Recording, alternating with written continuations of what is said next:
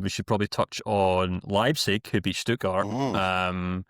Two questions stand out to me here, and maybe we can maybe join together. Greg asks, do you think RB Leipzig are a bigger threat to challenge for the Bundesliga than Dortmund? Yes, RB Leipzig are young and inexperienced, but they have a luxury of not having a grueling European schedule. And then Justin asks, how high is Jan Diomande's ceiling? Manu saw the potential early, but do we think he'd be this good already? And not just attacking, but team play and defensive covering. So a lot of praise for Leipzig, obviously, after beating Stuttgart. You watched this game. What did you think of it? Yeah, this game was a lot tighter than the score suggests. Alexander Nübel made a horrible mistake, and it's probably why he's never going to be a Bayern Munich goalkeeper. Yeah. In fact, I think he's actually not going to be a Stuttgart goalkeeper beyond this season. There's a young goalkeeper by the name Simon playing in the Zweite Bundesliga for Paderborn right now on loan from Stuttgart, and he is slated to be replacing Nübel. It's a real shame because Nübel had a great performance in this game and kept it very tight and then, gave it away. But to get to Leipzig. Isn't that just Nübel though? Yeah, no, 100%. But, he's trying to play like Neuer, but he can't do it. Yeah, exactly. This sounds really harsh, but that's the reality. And I think I always had really high hope for Nübel, but I've come to the reality now that I think his ceiling will be being a good goalkeeper in a top 5 league. Which is fine, but you're not going to play for a top club that way. And I think Stuttgart are not going to pay the 20 million euros Bayern will ask at the end of the season, nor will they will be willing to pay his salary, especially if there's a younger, more promising talent coming up, right? So, you have to get the succession planning right, and you actually maybe play a guy whose contract you actually own.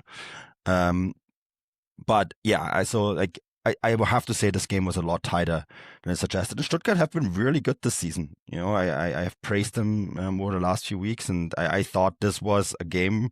This was Leipzig's first real test since they got smashed 6-0 by Bayern.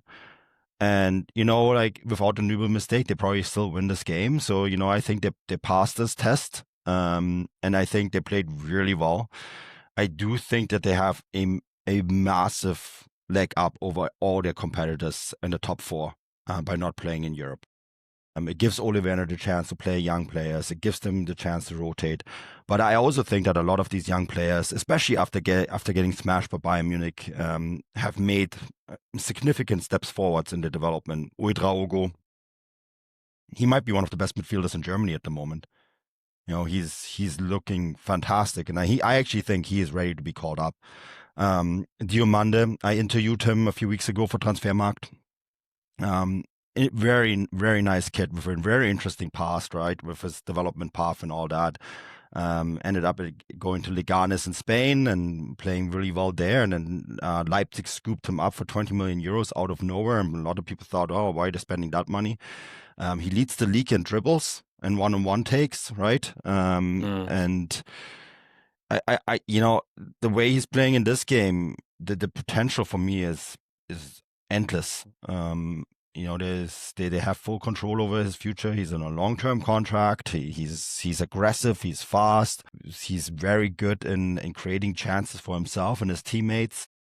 He is playing in a setup that really works for him. He's playing with a single number 9 in Romelu, who's really not, one of the big problems I think that they had 2 flashy number 9s before with Openda and Šeško.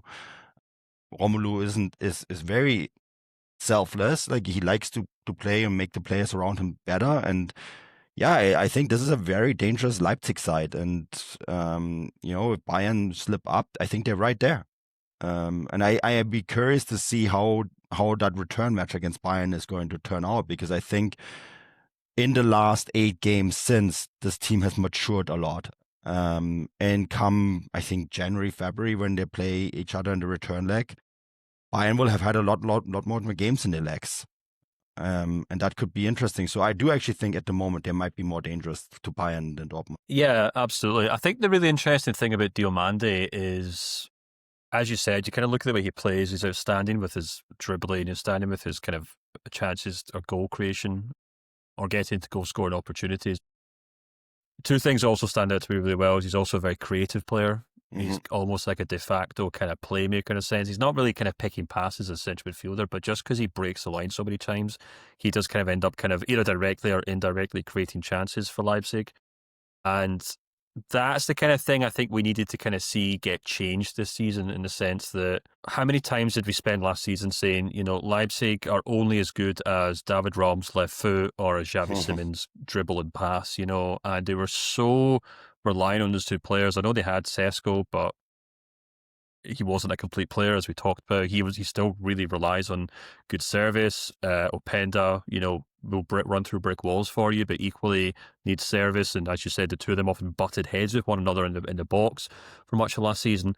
It feels like this Leipzig team are a far more balanced team. And as you also mentioned, and actually, sorry, as Justin mentioned in the question, Diomande is one of the best players in his position in the Bundesliga this season for interceptions, blocking shots. He's obviously a very eager 18-year-old player who wants to prove himself, and he's getting that opportunity to do that at Leipzig. And the interesting thing is, Manu, is that they've got so many kind of players in that team who do feel like they have to prove themselves. Whether it's Sival, Lukeba, Romelu, as you mentioned, Bakayoko, Nusa, who's only really just kind of getting an opportunity to kind of come into his team, Diomande, Odrago, Banzuzi, another exciting young player. Good player. But then there's also guys like Bob Gardner, who suddenly is playing like the player we've always expected him to become. He's finally playing like this kind of leading Bundesliga kind of number 8 or number 10. So there's definitely a degree of depth in that team. It's a very balanced team. I think it's far more balanced than it was last season. I'd be really interested to see how they perform if someone like Romelu was to pick up an injury, especially in a centre forward position. But as the questions have alluded to, I think it was Greg who said that one. They do not have European football to contend with, so that's a huge thing. That's absolutely a humongous thing. But it will kind of come down to whether they can kind of make sure that consistency kind of doesn't, or inconsistency doesn't kind of creep into their performances, and they don't start dropping points. So when they get to that point to play Bayern again, they are kind of within touching distance and maybe can do something to hurt them. But we'll have to wait and see. I'm still, as much as they have been good attacking, I do kind of feel like they have still kind of got issues defensively a wee bit. I'm still not convinced by, for example, Galassi. I don't think he's, a world-class goalkeeper. I still think Willy Orban isn't the player he once was. And that Leipzig team's now 32. Baku at right-backs, decent, but obviously not top level in my opinion. I know these guys are all doing a decent job for Leipzig this season, but I'm talking about when they come up against the Bayern or Dortmund. That's where they'll have to play. But Stuttgart have been great. They're also one of the best defensive teams in the league, funnily enough. I guess it helps when, defensive midfield or a central defender scores on goal and then the goalkeeper kind of passes the ball for the goal, the winning goals. I understand that might be a bizarre statement to say after that performance, but I think that's because Leipzig put that pressure on, because Leipzig have that quality to kind of really unsettle what has been a very settled and very good defensive Stuttgart teams.